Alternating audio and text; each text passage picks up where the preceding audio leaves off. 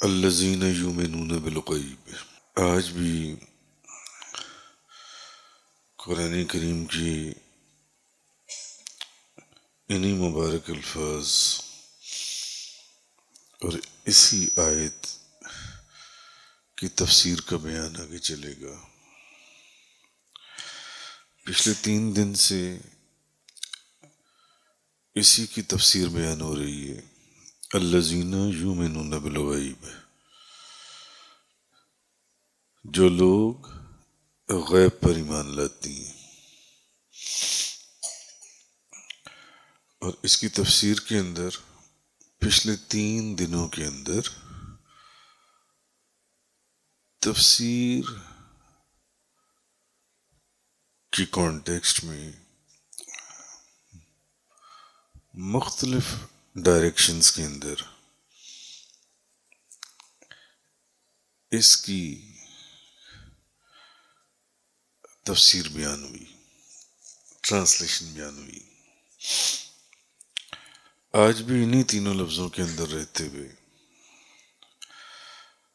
ابھی یہ آیہ کریمہ مکمل نہیں ہوئی، آگے ہے وَيُقِيمُونَ الصَّلَاةَ وَمِمَّا رَزَقْنَاهُمْ يُنْفِقُونَ، جو نماز قائم کرتی ہیں، جو کچھ ان کو دیا اس میں سے خرچ کرتی ہیں۔ تو الذین یؤمنون بالغیب، جو غیب پر ایمان لاتی ہیں۔ اور کل اس کانٹیکسٹ میں اس کی تفسیر بیان ہوئی تھی کہ ایمان بالغیب افضل ہے، اور اس میں 2-3 احادیث بیان ہوئی تھیں اگر آپ کو یاد ہو، کہ جیسے کہ حارث بن قیس نے حضرت عبداللہ بن مسعود سے کہا کہ اے اصحاب محمد، ہم آپ کو اس لیے افضل سمجھتے ہیں کہ آپ نے نبی کریم صلی اللہ علیہ وسلم کا دیدار کیا ہے۔ اور حضرت عبداللہ بن مسعود نے ان کو آگے سے کیا جواب دیا کہ جبکہ ہم تو آپ کو اپنے سے زیادہ افضل سمجھتی ہیں، ہم نے تو دیدار کیا اور آپ پر ایمان لائے، تم تو ان لوگوں میں سے ہو جنہوں نے دیدار کیا بھی نہیں اور حضور پر ایمان لے آئے۔ تم زیادہ افضل ہو، ہم نے تو دیدار کیا تو ایمان لے آئے، تم نے تو حضور کو دیکھا بھی نہیں اور حضور پر ایمان لے آئے۔ تو ایمان بالغیب زیادہ افضل ہے، حضرت عبداللہ بن مسعود نے فرمایا۔ اور وہاں پر انہوں نے پھر یہ آیہ کریمہ کا یہ حصہ پڑھا الذین یؤمنون بالغیب۔ تو اسی کے کانٹیکسٹ میں کل اور بھی حدیث بیان ہوئی تھیں، کل کے بیان کے اندر، تفسیر کے بیان میں۔ آج ہم آگے چلتے ہیں۔ اچھا، پھر یہ بھی کل ذکر ہوا تھا کہ غیب کس کو کہا گیا ہے۔ بعض مفسرین کا قول تھا کہ اللہ کی ذات کو غیب یہاں پر مراد لیا گیا، بعض کا تھا کہ قرآن کو لیا گیا، بعض کا تھا کہ قرآن نے جو غیب کی خبریں دیں ان کا لیا گیا، بعض کا تھا کہ جنت، دوزخ، حشر، نشر اور اللہ سے ملاقات، کیونکہ جنت کسی نے نہیں دیکھی، دوزخ کسی نے نہیں دیکھی، خدا کو کسی نے نہیں دیکھا، نبی کریم صلی اللہ علیہ وسلم یا ادھر چھوڑ کر۔ اب غیب جو ہے، اگلا ہمارا آج کا جو ٹاپک ہے وہ یہ کہ آیا مخلوق کے علم پر علم غیب کا اطلاق جائز ہے یا نہیں؟ کہ مخلوق میں سے کیا کسی کو کہا جا سکتا ہے کہ اس کے پاس علم غیب ہے یا اس کو علم غیب دیا گیا؟ آج کا ٹاپک یہ ہے، غیب کے ضمن کے اندر جون سا ہے۔ اچھا، تو اب یہاں یہ بات سمجھ لینی چاہیے کہ ویسے جو ہمارا عقیدہ ہے وہ یہ ہے کہ مخلوق کی طرف علم غیب کا اسناد جو ہے یہ عقلاً جائز ہے، شرک نہیں ہے۔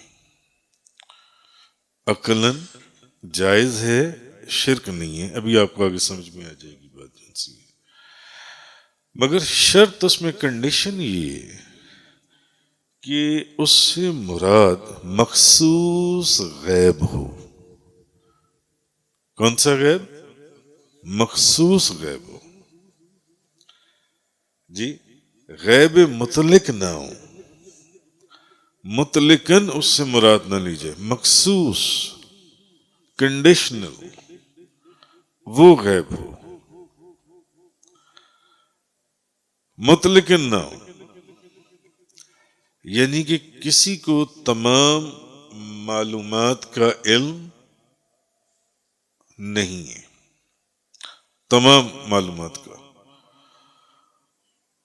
تمام معلومات کا علم جو ہے وہ صرف اللہ تبارک و تعالیٰ کی ذات کو ہے.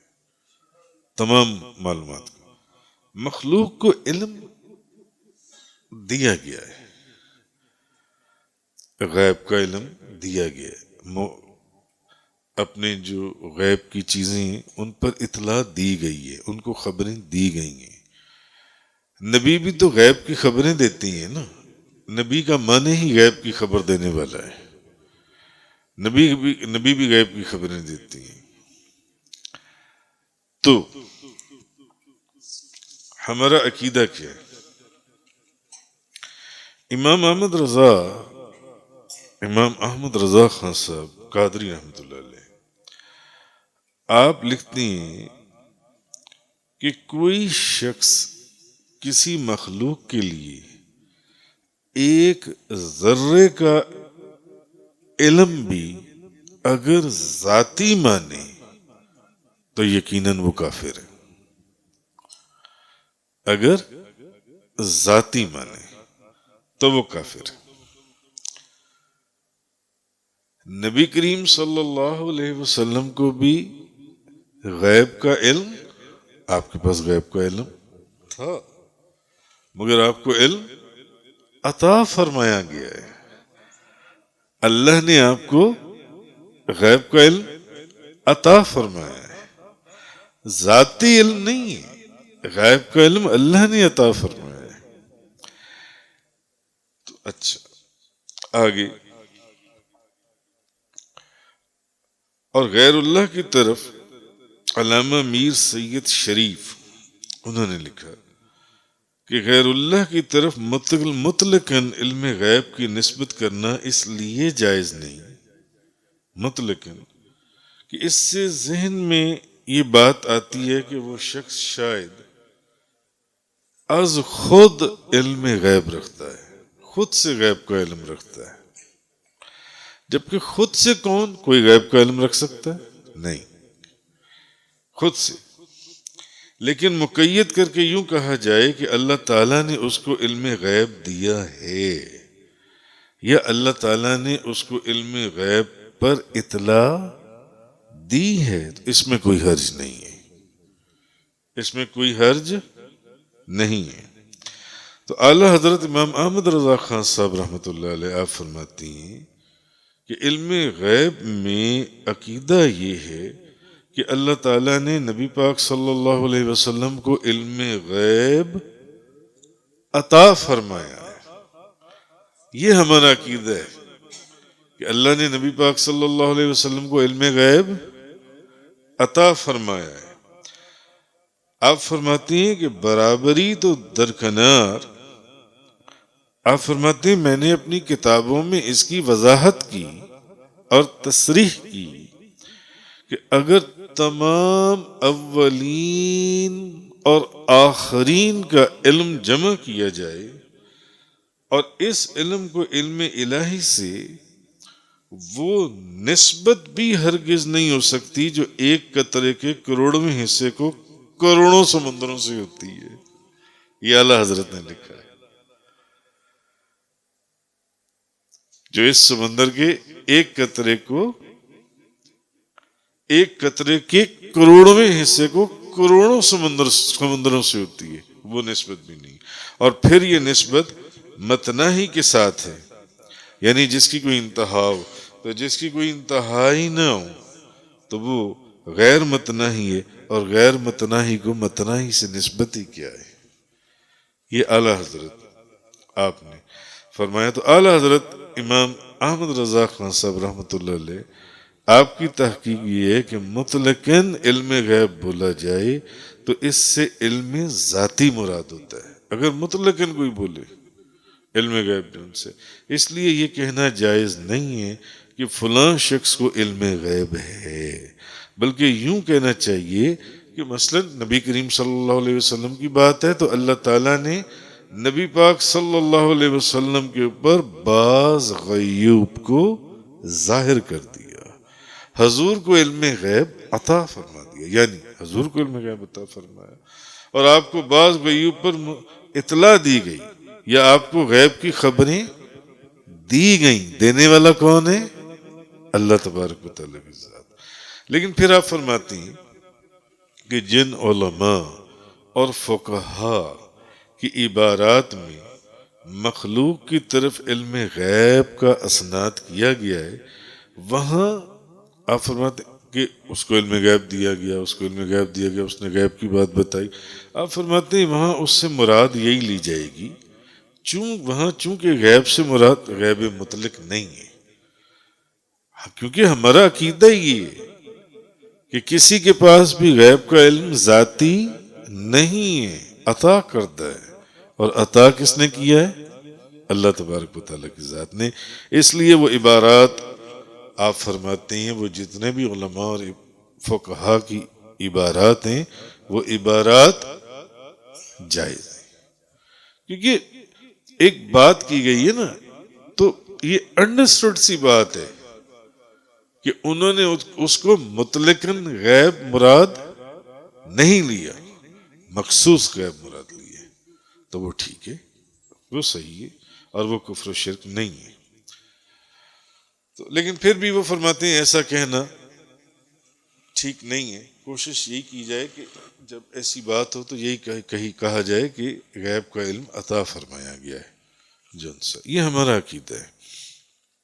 مثلا قرآن کریم کے اندر آپ نے دیکھا ہے بے شمار مفسرین نے وَعَلَّمْنَاهُ مِن لَّدُنَّا عِلْمًا کی تفسیر میں مثلا حضرت عباس رضی اللہ تعالیٰ عنہ کے حوالے سے لکھا گیا ہے کہ آپ فرماتے ہیں حضرت خضر کو غیب کا علم تھا. غیب کا علم تھا کہاں گیا؟ تو غیب کا علم بے شمار لوگوں کو اللہ نے عطا فرمایا، اللہ نے عطا فرمایا.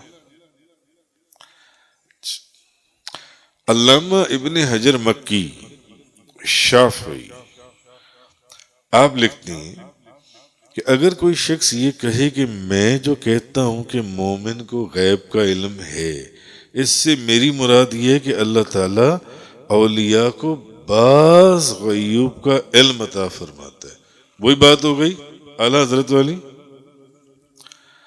تو اس کا یہ قول مقبول ہوگا کیونکہ یہ عقلاً جائز ہے اور نقلاً واقع ہے، نقل بھی کیا گیا.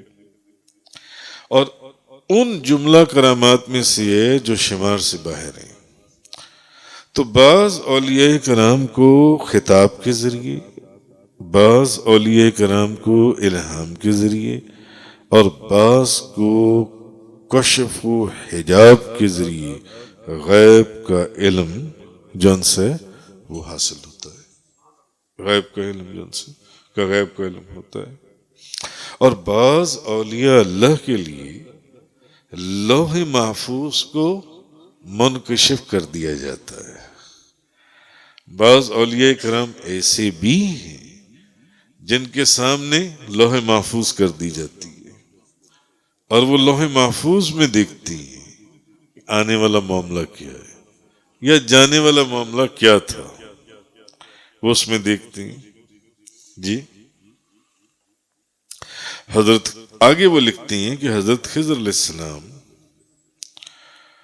بعض کے آپ فرماتے ہیں حضرت خضر علیہ السلام کے علم غیب کو خود قرآن نے بیان کیا، اور یہ واقعہ حضرت خضر علیہ السلام والا آپ سب پڑھ چکے ہیں.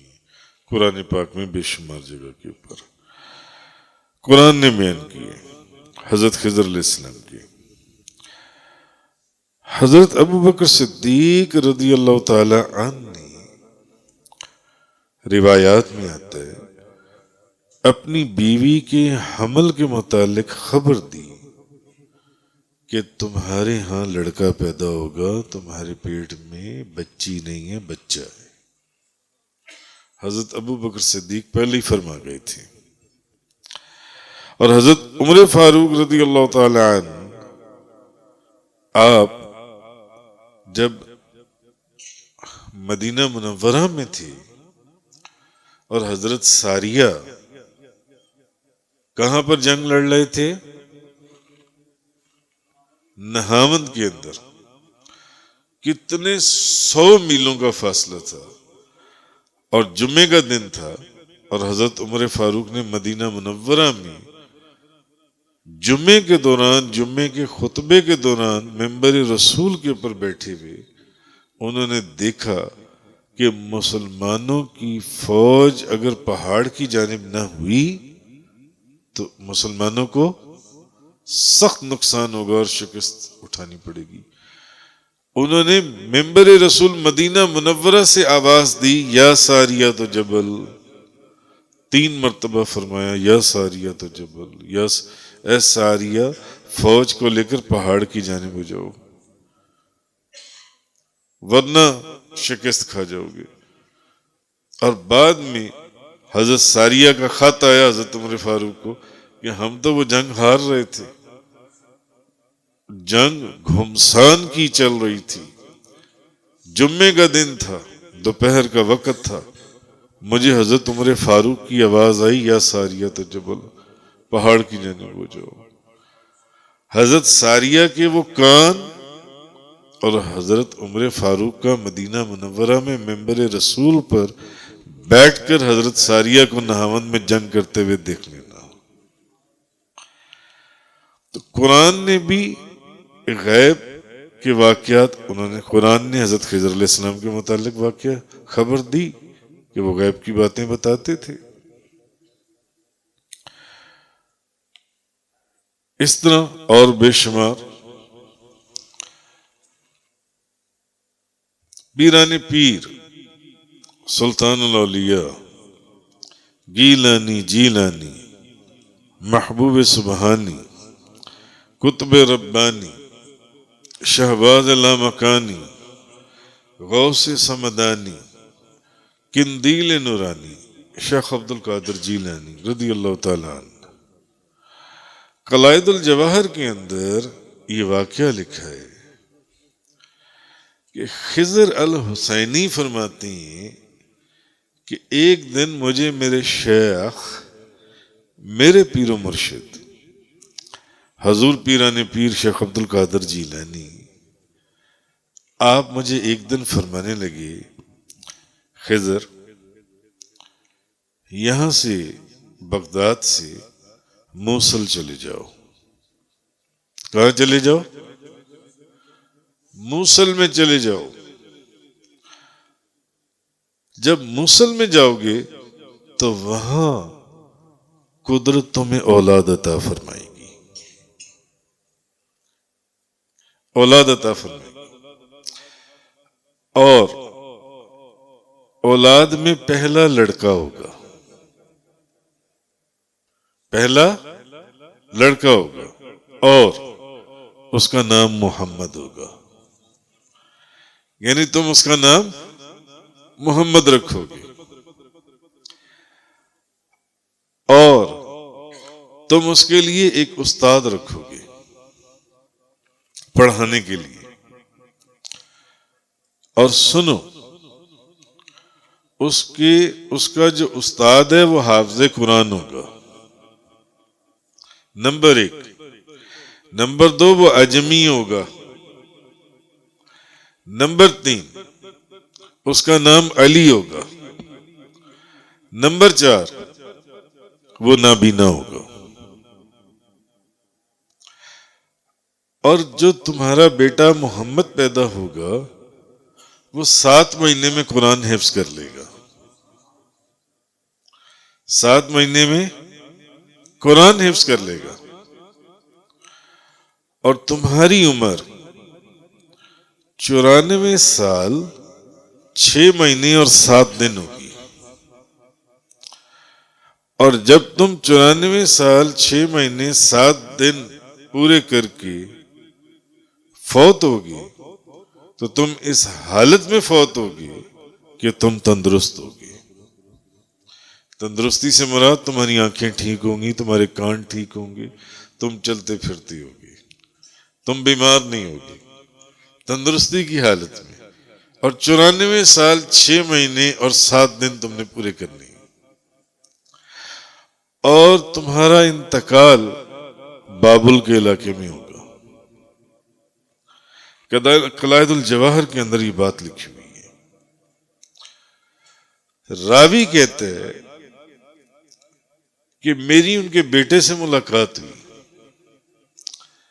اور پھر انہوں نے اس بات کی تصدیق کی کہ غوث اعظم شیخ عبد القادر جیلانی نے بغداد کے اندر میرے والد خضر الحسینی کو کہا تھا، نمبر 1 موصل چلے جاؤ، وہاں قدرت تمہیں اولاد عطا فرمائے گی، یعنی یہاں اولاد نہیں ہو رہی، موصل جاؤ گے تو اولاد ہوگی، وہاں چلے جاؤ اولاد ہوگی۔ نمبر 2 پہلا لڑکا ہوگا۔ نمبر 3 اس کا نام محمد ہوگا، اس کا نام محمد ہوگا۔ نمبر 4 تم اس کا ایک استاد رکھو گے جو اس کو قرآن پڑھائے گا۔ نمبر 5 اس کا نام علی ہوگا۔ نمبر 6 وہ اجمی ہوگا۔ نمبر 7 وہ حافظ قرآن ہوگا۔ نمبر 8 وہ نابینا ہوگا۔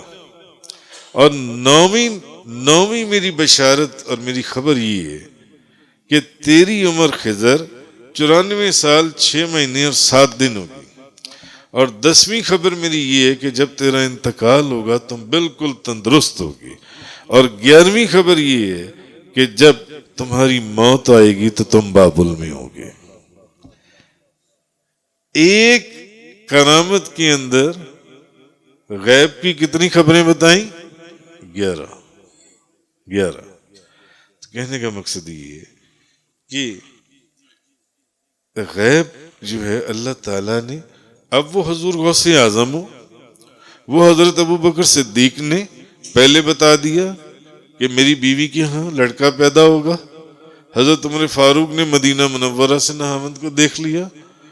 تو ہمارا ایمان اور ہمارا عقیدہ یہ کہ یہ جو غیب کا علم ہے یہ کسی کے پاس بھی ذاتی نہیں ہے، یہ ان کو عطا فرمایا جاتا ہے مختلف طریقوں سے، اور بعض اولیاء کو بعض کیفیات کے اندر، بھلے وہ کشف ہے، وہ الہام ہے، ان کے سامنے لوح محفوظ کر دی جائے، جیسے حضور غوث اعظم شیخ عبد القادر جیلانی رضی اللہ تعالیٰ عنہ کا یہ میں نے واقعہ سنایا آپ کو۔